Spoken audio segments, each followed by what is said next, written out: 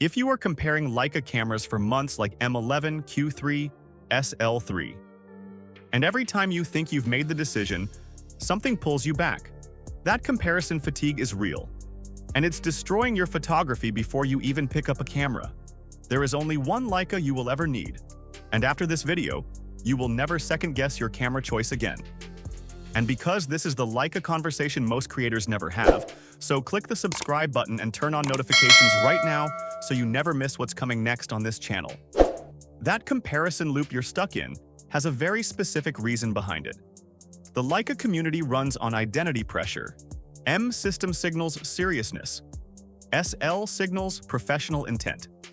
And that pressure keeps you researching instead of shooting. 6 months pass.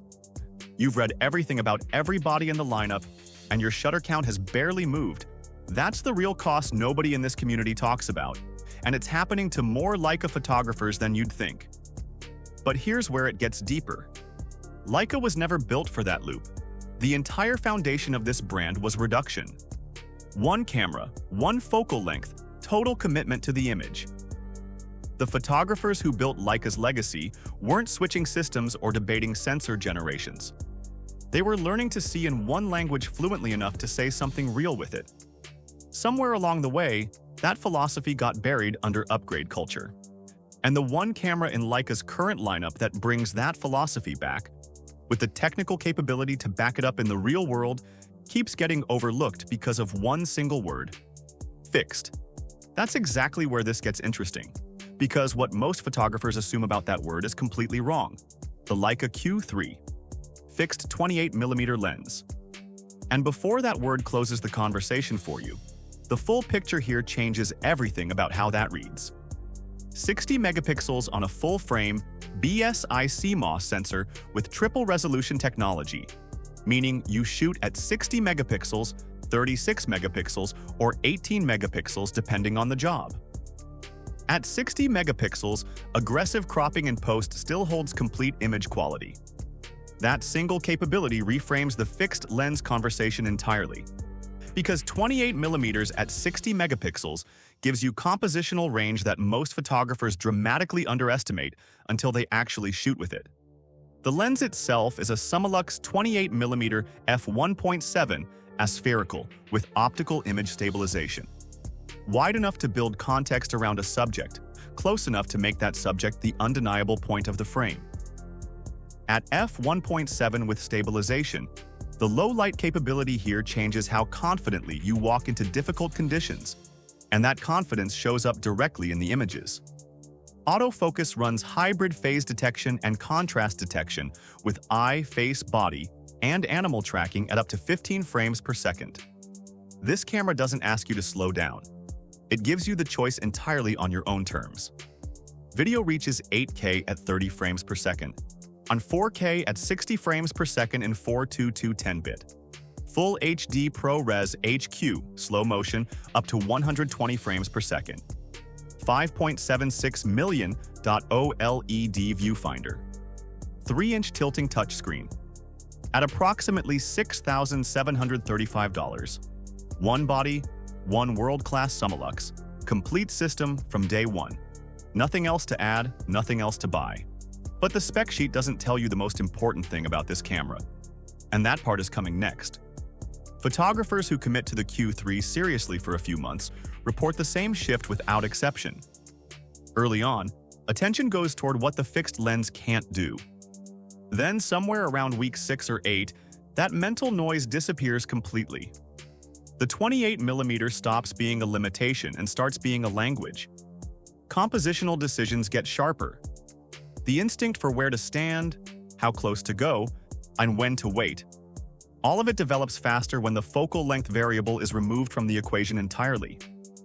And 60 megapixels accelerates that process because cropping flexibility in post reduces the fear of commitment until the confidence to commit fully builds on its own. That's the Q3's most important feature, and it doesn't appear anywhere in the marketing. For street work at night, the 28mm f1.7 pulls in light aggressively, while the stabilization holds handheld frames in conditions where other setups start compromising. The autofocus tracks reliably enough that the technical side stops demanding attention, leaving everything for the moment in front of you. For travel, a one camera in a small bag with 60-megapixel files means cropping flexibility covers the compositional ground most photographers worry about losing with a fixed lens. The mental freedom of not managing a lens kit changes how present you actually are in the places you shoot. And presence is what separates average travel photography from something that actually means something. For environmental portraits, 28mm close builds context around a subject that a tighter focal length simply cannot replicate, while f1.7 adds separation when the image calls for it. The results feel inhabited, subjects that belong to the world around them rather than being extracted from it. Now, the objections. Because this recommendation isn't honest without them. The M11. If the rangefinder process is what drew you to Leica, manual focus, optical viewfinder, that specific deliberate rhythm, the M is the right home and nothing here argues against that experience. But on the question of which camera is more capable and complete across the widest range of real shooting conditions, the Q3 answers that without serious competition. The SL3S deserves space here, specifically for hybrid shooters. 24 megapixels full frame with multi-shot reaching 96 megapixels, 30 frames per second with full autofocus tracking, 5-axis in-body stabilization, 6K open gate with no recording time limits, ProRes 422 HQ, 5.9K RAW external, at approximately $5,665 before lenses. For a workflow that genuinely demands that level of video capability alongside stills, the SL3S earns its place completely. But for photographers whose primary work is the still image, whose creative process runs better on commitment than on options, the Q3 is the complete answer. The SL3S adds range. The Q3 removes noise. And those two things serve entirely different photographers. The gear anxiety that's been running in the background of your Leica journey, the constant comparison, the upgrade consideration, the quiet feeling that something better exists just one purchase away. The Q3 is the camera that ends that. Not because it's the most expensive option in the lineup, but because it's the most complete one. The comparison you've been running for months between M11, SL3, and everything else stops the moment you understand what the Q3 actually is. One body, one lens, 60 megapixels, a Summilux optical formula, and a philosophy that aligns with the reason you got into Leica in the first place. Leica was never about what the camera could do. It was always about what you could do with the camera. The Q3 is what that idea looks like today. And for most photographers, it is genuinely the only one they will ever need.